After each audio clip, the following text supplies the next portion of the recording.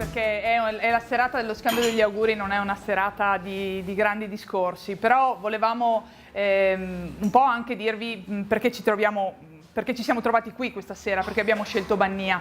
Pensiamo che questa frazione incarni veramente quello che è il nostro slogan, lo slogan che abbiamo scelto e lo slogan che vi abbiamo presentato anche a Praturlone. Lo slogan è riscoprirsi comunità.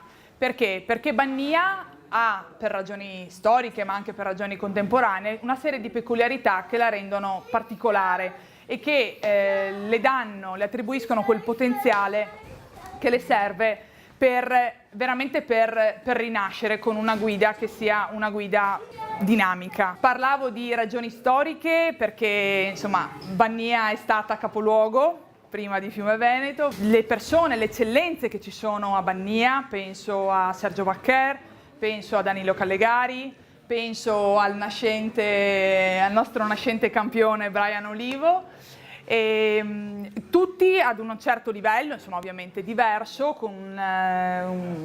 hanno contribuito a dare risalto a Bannia, a dare risalto poi a tutto il comune ovviamente.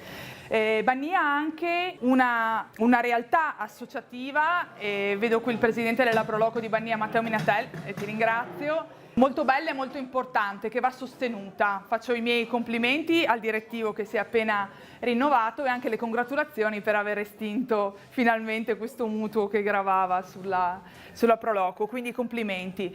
Se questa è una serata di auguri com'è, voglio fare un augurio a Bannia, voglio fare un augurio a me stessa, voglio fare un augurio a tutti noi, che il 2018 possa rappresentare per tutti un momento di svolta, un momento in cui le persone volenterose che caratterizzano questo territorio, le particolarità che caratterizzano il nostro comune, possano finalmente trovare quella sferzata di energia che tanto aspettano e che tanto consentirebbe al bagaglio e al patrimonio che abbiamo veramente di risaltare. Quindi questo è il mio augurio per Bannia, per il Comune di Fiume Veneto e per tutti noi. Buon Natale!